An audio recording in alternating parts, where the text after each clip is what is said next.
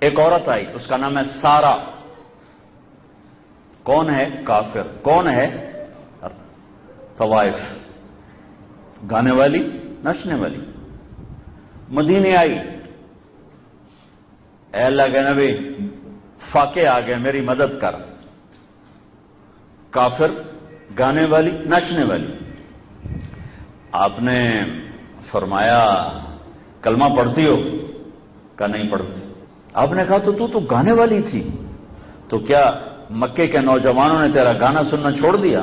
کہاں، جب سے بدر میں بڑے بڑے سردار قتل ہوئے اب میرا گانا کوئی نہیں سنتا، تو میں بھوک مر گئی ہوں. گانے والی، کافر. تو آپ نے کہا میرے اہل بیت اٹھو اور اس عورت کا دامن بھر دو.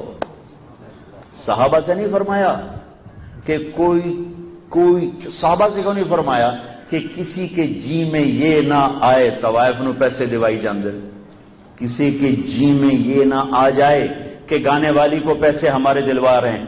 واہ یا رسول اللہ، آج آپ دیکھتے آپ کی امت کیا کر رہے ہیں. میرے اہل بیت بنو عبد المطلب، وہ تو میں آسان کر کے کہہ رہا ہوں، میرے اہل بیت بنو مطلب اٹھو اس عورت کا گھر بھر دو.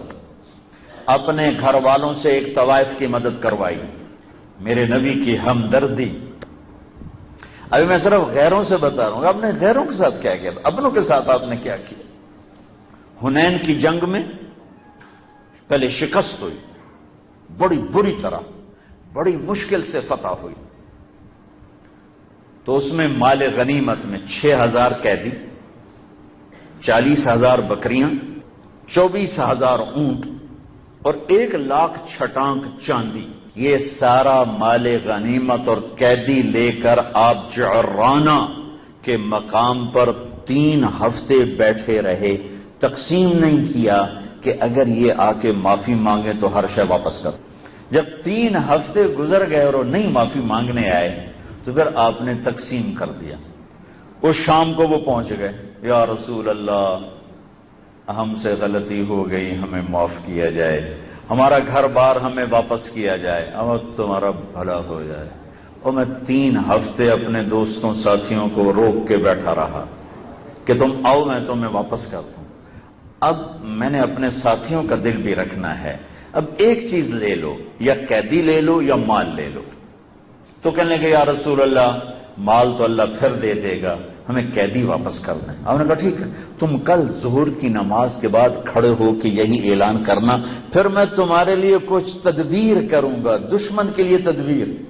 اتنے سب کے بیرانو ڈامڑ دیا تدبیروں نے کہ انہوں رگڑا دیا. اور میرے نبی جنہوں نے تلواریں اٹھائیں، اچھا تم کل آنا اور یہی کچھ کہنا، پھر میں کچھ سوچوں گا تمہارے. اب ظہر کی نماز کے بعد وہ تو پہلی بات ہو چکی، یا رسول اللہ ہم آپ کے ماموں. یہ ماموں کیوں کہا؟ کہ حضرت دائی حلیمہ اس خاندان سے تھی، حوازن بنو سعد. تو یا رسول اللہ ہم آپ کے ماموں، ہم سے خطا ہوگی، ہمیں معاف کیا جائے، ہمارا ساز و سامان قیدی واپس کیے جائیں. تو آپ نے بات تو رات ہی ہو گئی تھی، آپ نے فرمایا بھائی دیکھو میں تو 3 ہفتے تمہارے لیے سوچتا رہا، تم نہیں آئے، اب ایک چیز لے لو. ان کا یہ ہمیں قیدی دے دیں. تو آپ نے کہا اچھا بھائی جو قیدی میرے حصے میں آئے اور میرے گھرانے بنو مطلب کے حصے میں آئے وہ تو میں اپنی ذمہ داری پر آپ سب کو واپس کرتا ہوں، باقی بھائی آپ لوگ سوچ لو کیا کرنا ہے. ان کہیں سوچنا ہے، ان کہ یا رسول اللہ جب آپ واپس کر رہے ہیں ہم بھی واپس کرتے. وہ اپنے پرائے کا غم کھانے والے، تم نے اپنوں کو ذبح کرنا شروع کر دیا، وہ پرائے کو غم کھا رہے ہیں. اچھا اس میں 3 سردار اڑ گئے. ایک کا نام ہے اقرا بن حابس تمیمی، دوسرے کا نام ہے عیینہ بن حصن الفرازی، اور تیسرے کا نام ہے عباس بن مرداس السلمی. بنو سلم سے، بنو فراز سے، بنو تمیم سے. وہ کہنے لگا بھائی ہم نہیں واپس کرتے. یہ نئے مسلمان ہوئے تھے، ابھی رچا نہیں تھا پوری طرح عشق رسول. کہا یہ ہم نہیں واپس کرتے، ہم نے آج تک ایسا نہیں کہا کہ قیدی واپس کر دو.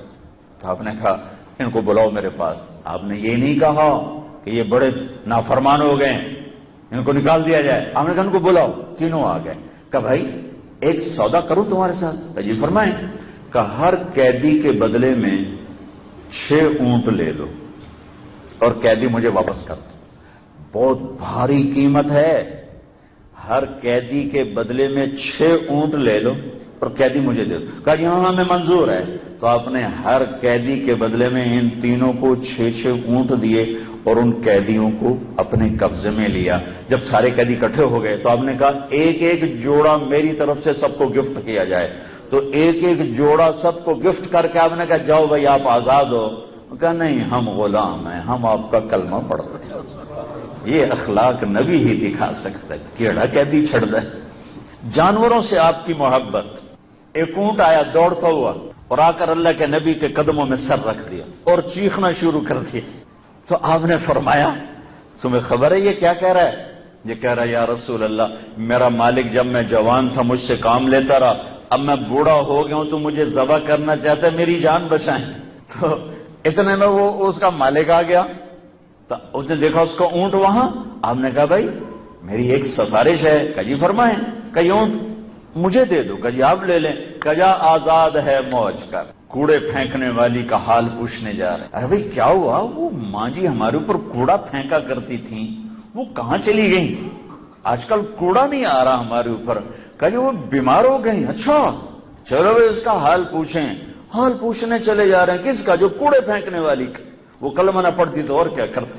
بھائیو میں وہ رخ دکھانا چاہتا ہوں جو چھپ چکا ہے, نظر نہیں آ رہا ہے. تو جب تک یہ رخ زندہ نہیں ہوگا ہم معاشرہ نہیں بن سکتے.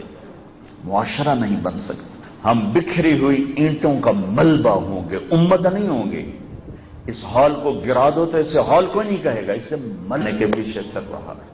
آپ مکہ میں فاتحانہ داخل ہو رہے ہیں اور 18 برس ابو سفیان نے ہر قدم پہ آخری حد تک جانے کی کوشش کی ہے, اور آپ اعلان فرماتے ہیں جو ابو سفیان کے گھر میں پناہ لے گا اس کو کچھ نہیں کہا جائے گا. 18 برس جنہوں نے انتہا کر دی ہے وہ حرم میں کھڑے ہیں. آپ بیت اللہ کے دروازے کو یوں پکڑ کے کھڑے ہوئے ہیں, چوکھٹوں پہ ہاتھ رکھا ہوا ہے. میں اب کیا کروں گا؟ جی آپ سخی ہیں, سخی کے بیٹے ہیں, کریم ہیں, کریم کے بیٹے ہیں. سہیل بن عمرو بولے. آپ نے کہا اچھا جو میرے بھائی یوسف نے اپنے بھائیوں کے ساتھ کیا تھا میں بھی یہی کرتا ہوں, جاؤ میں نے معاف کیا. تثریب بڑا خوبصورت لفظ ہے. تثریب کا مطلب ہے کہ آپ پر الزام ہی کوئی نہیں تو سزا کیا دو. اللہ اکبر, آپ پر تو کوئی الزام ہی نہیں, میں سزا کیا دوں, جاؤ موج کرو. عثمان بن ابی طلحہ جن کے ہاتھ میں چابی تھی بیت اللہ کی, آج بھی ان کی نسل میں. ایک دن آپ نے کہا بھائی عثمان دروازہ کھول دو, میں بیت اللہ میں اندر جانا چاہتا ہوں. کہا جاؤ, تیرے لیے دروازہ کھولو گا. تو آپ نے فرمایا پھر وہ کیا دن ہوگا جب یہ چابی میرے ہاتھ میں ہوگی؟ کہ قریش وہ دن کبھی نہیں دیکھیں گے کہ تیرے پاس چابی ہو. مکہ فتح ہو گیا, عثمان بن ابی طلحہ چھپ گئے. تو آپ نے حضرت علی سے فرمایا اسے ڈھونڈ کے لا, اور چابی لے گیا. عثمان بن ابی طلحہ کو حضرت علی نے جا کر ڈھونڈا, چابی اس سے قبضے میں کی اور اس کو کھینچ کے لائے اللہ کے نبی کے سامنے. آپ کے ہاتھ میں ایسے چابی, یوں سمجھ ایسے چابی آپ کے ہاتھ, اور عثمان ایسے کھڑے. آپ نے کہا عثمان, وہ اوپر ہی نہیں دیکھ رہے. عثمان یہ کیا ہے؟ اچھا حضرت عباس ساتھ کھڑے تھے چاچا, کہنے کہ یا رسول اللہ چابی ہمیں دے دیں, اپنے گھر کو دے دیں چابی, بنو ہاشم کو چابی دے دیں. پانی پلانا ہمارے ذمے, کھانا کھلانا ہمارے ذمے, چابی بھی ہمارے پاس آ جائے. آپ چاچا کی بات سن رہے ہیں اور اپنے گھر میں عزت جا رہی. عثمان یہ کیا ہے؟ وہ چپ.